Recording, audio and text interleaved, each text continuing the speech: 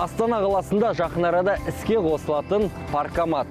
Көлік жүргізушілері ақылы автотұрақ үшін қажетті мөлшердегі ақыны осы құрылғы арқылы төлей алады. Жалпы жақын арада, жақын болашақта көшелерде, республикалық халықаралық деңгейдегі тас жолдарда осы секілді және өзге де жаңа инновациялық технологиялар енгізілмек. Армысыздар, эфирде транспорт және логистика. Менің есімім Ғалымжан Кеңшілік. Бүгін көлік жол саласындағы жаңа технологиялар туралы айтатын боламыз.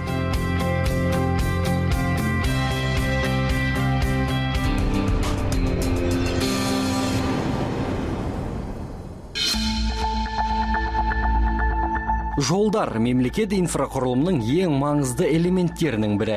Еліміздің экономикалық өркендеуі мен қорғану қабілеті жол желілері дамуының деңгейіне тікелей тәуелді. Алыстан келген ағайындармен хал сұрас біліскеннен кейін қойылатын бірінші сұрақтың бірі жол жайы. Жолаушының тез жеткені мен көліктің арақашықтықты жедел еңсеруде әңгімеге тек болған жолдың жай жапсарынан басталады. Білуімше, тас жолы нашар жерде көлік жанар жағармайды 1,5 есе көп жұмсайды. Ал ойқы-шойқы жолмен жүрген автомобильдің техникалық қызметіне кететін шығын есебі 2-3 есе өседі. Салдарынан көліктің қызмет ету уақыты да кемей түседі. Дегенмен бірінші кезекте нашар жолдар көлік жүргізушілер мен жолаушылардың қауіпсіздігіне әсер етеді. Одан бөлек факторлар да жетерлік. Сондықтан тиісті мекемелер жолдардың жай күйіне қарағанда жолаушылардың аман саулығын уайымдауы орынды. Соңғы кезде Қазақстанда үлкен жобалар іске асырылып жатыр. Көптеген қаражат жолдарға бөлініп жатыр. Сондықтан жолдар салған кезде барынша әлемде қолданылып жатқан жаңа технологиялар, материалдарды қолдануға тырысып жатырмыз. Ол үшін біздер мына әлемдегі бар тәжірибелердің бәрін Қазақстандағы ғылыми зерттеу институтының көмегімен біздің қазақстандық жағдайда қолдану мүмкіншіліктерін қарап, оларды біздің климатқа бейімдеп, содан кейін қолдану жұмыстары жүріп жатыр. Бір айта кететін жағдай, ол мына асфальтобетонда, битумның құрамында полимер қоспаларды қолдану. Бүгінгі кезде барлық жобаларға осындай полимер қоспалар қолдану үстіндеміз. Олар біздің алдын ала жобаламыз бойынша асфальтобетон жамылғыларының құрылысының жұмысын 15-20%-ке ұлғайтады деп күтіп жатырмыз. Оның енді нағыз эффектісін осы алдағы жылдары көретін боламыз. Еліміздегі республикалық маңызы бар тас жолдардың ұзындығы 23 мың шақырым, халықаралық санатқа жататындары 12 мың километр. Қазіргі таңда бұл жолдардың барлығы бір ғана құзырлы мекеменің қарамағына толықтай дерлік көшкен. Бұл тас жолдардың сапасы үнемі бақылауда болады деген сөз. Дегенмен біз бағындыра алмайтын бір фактор бар. Ол ауа райы. Оның құбылуынан жолдарда туындайтын жайсыздықтан ешқайда қашып құтыла алмайсыз. Дегенмен оған бейімделіп, қауіп-қатерге жол бермеуге болады. Ең алдымен бұл жол бойына қойылатын ақылды инновациялық технологиялар. Эффективность в чем заключается? В том, что оператор... Біздің жүйе көктайғақ сынды табиғи жағдайлар туралы алдын ала ескерту, магистраль тас жолдар, көпірлерді тазарту жұмыстарын тиімді басқаруға мүмкіндік береді. Арнайы қондырғылар 10-100 километр аралығында орнатылады. Оператор өз орнында отырып, датчиктерден келген ақпарат арқылы бригадаларды шақыра алады.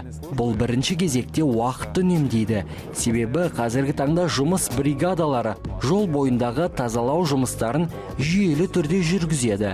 Кесте бойынша. Ал егер климат датчиктері көктайғақтың болатынын ескерткенде ғана шықса, бір шама уақыт үнемделер еді. Каждый километр 10, 100 и так далее. Сапалы жолдың өміршеңдігін қысқартатын факторлардың бірі ауыр жүк көліктері екені баршамызға мәлім. Елімізде жүк тасымалдаушы фуралардың ауа температурасы белгілі бір мөлшерден көтерілген кезде қозғалысына шектеу қоятын ережелер бар. Жүкті рұқсат етілген көлемнен артық тиегендерді анықтап отыру үшін қойылған бақылау бекеттері де қызмет етуде. Ал егер көліктің салмағы көрсетілген шамадан тыс болса, тиісті айыппұл салынады. Бұған қатысы бар технологияларда жаңарып отыр. Бұрындары кір тасы бар таразыларды электрондысы алмастырған секілді. Бұл іске де заманауи автоматика келуде.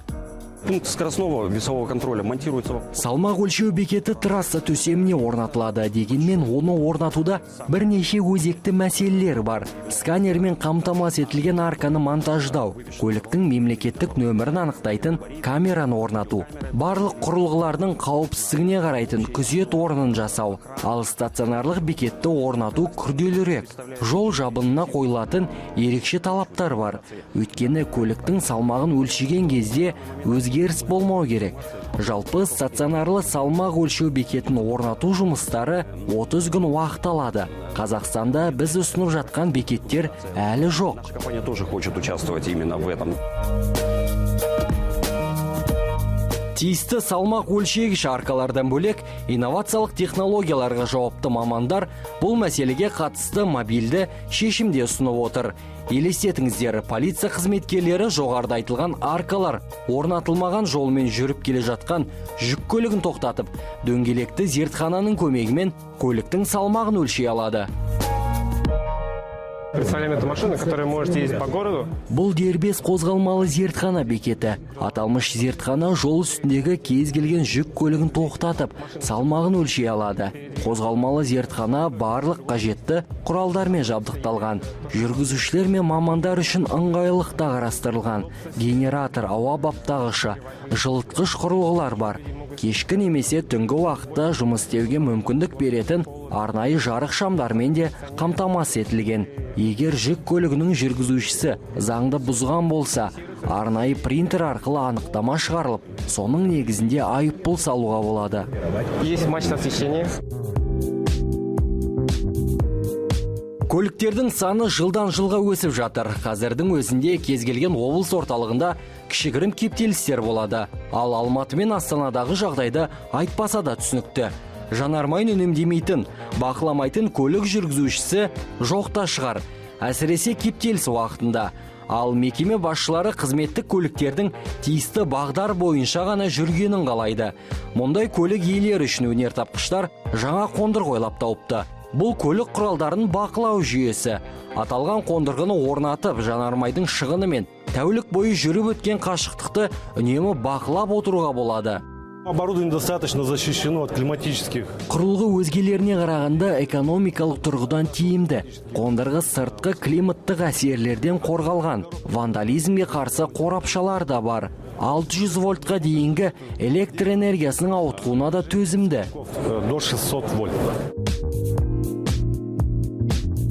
Сонымен қатар бүгінгі көрмеде көрініп отырған шу шығаратын жол белгілері, оларда бүгінгі біздің жолда қолдануға керек нәрселердің бірі болып табылады. Жолдағы қауіпсіздік жағдайларын оны жақсартуға үлкен себебін тигізетін материалдар или технологиялар деп есептейміз. Оларды да алдағы жылдары біздің жобаларда кеңінен қолданатын боламыз. Елорда мен Алматының тұрғындары жол бойында ақы қабылдау терминалдарын байқаған болар. Бұл паркоматтар, банкоматтар секілді. Аталған қондырғы арқылы көлік қоятын орындар үшін ақы төлейсіздер.